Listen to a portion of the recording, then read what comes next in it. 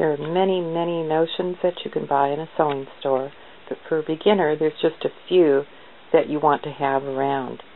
You'll have marking notions, you'll have pin cushions, seam rippers, needles, bobbins, point turners, scissors, and some measuring items, and perhaps a rotary cutter if you like it.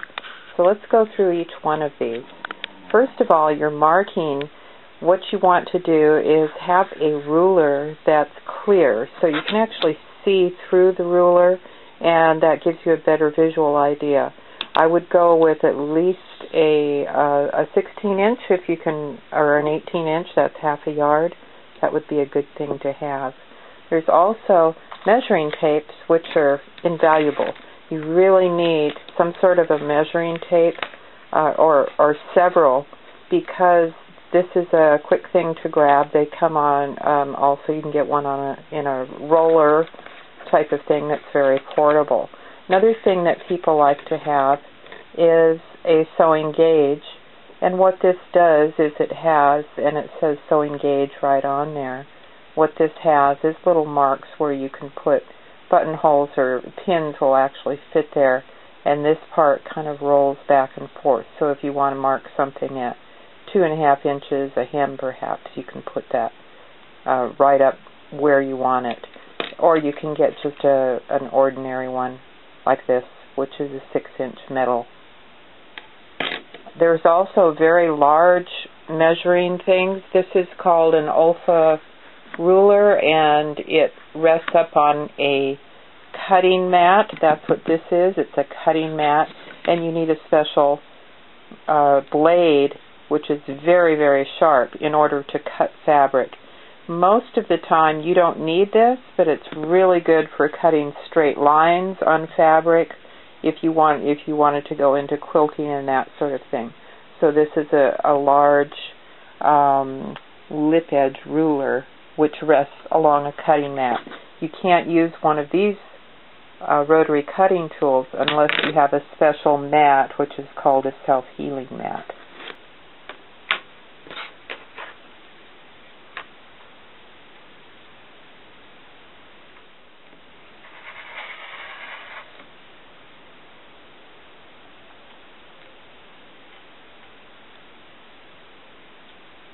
I wanted to talk a little bit about scissors. Of course, you've read some in the previous lessons, but I have always have a good pair of cutting scissors. You want to be able to cut your fabric. These are Gingers. I have several pairs, but you really need to have a very good quality pair of cutting scissors.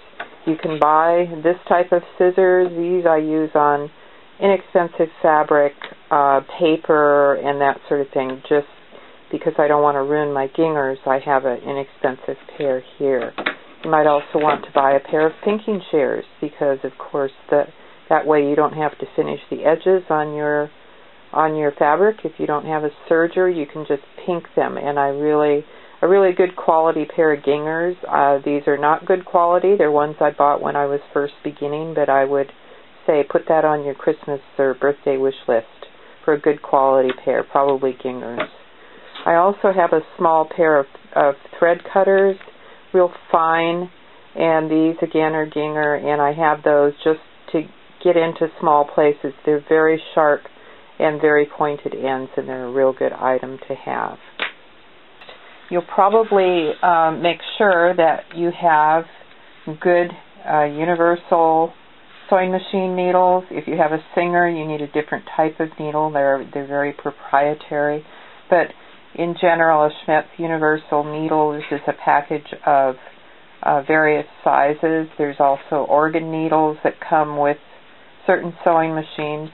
You'll need bobbins. You need lots of bobbins, and I would recommend buying as many as you can when they're on sale, because you're going to be filling these up with thread as you sew, and you want to have some available and not have to waste all that thread that you've wound onto a bobbin. Another thing that you'll want is seam rippers. Yes, you will be ripping out seams, ripping out thread that, oops, it went the wrong direction. Everybody has several, because you will be doing a lot of ripping, and they come in various sizes. It's up to you what you want to use with your hands, what feels comfortable. Most people have a pin cushion, and that's just to set your pins in when you're sewing so that they don't end up on the floor. It's a good idea. A lot of pretty ones too. Pins, I do recommend that you have glass head pins because these are 1 3/8. You can get 1 1/2. They're glass head because you don't want to burn them with your iron. And they're a little bit more expensive, but they're certainly worth it. And if you find that these are too cumbersome, then by all means get some a little bit less, that are shorter if that's what you'd like. There are many, many, many items on the market for marking circles, seams, darts, anything that you want to mark that you have to sew to. And these are all items that should make a mark and then disappear or are able to wash out or be erased in some way. So you'll find different chalk pens. This is a blue chalk pen for fabric. You'll find tailor's chalk like this. It's very thin, comes in various colors. There's also chalk in a small pen like this, which I really like, but use it mostly for quilting. There's also very wonderful markers. Here's a washable marker, so it makes a bright blue mark, and you remove it with plain water. So that's kind of a mainstay for most people. You also have pens that on the package will say that they disappear. So you mark with this, and then later on it disappears. So you have to be able to know that you're going to be sewing something right away. Otherwise you come back and all your markings are gone. One other way to mark things, and this is kind of an old-fashioned way, is through the use of tracing paper. I've had some for years. I believe I've had this probably since I was a teenager.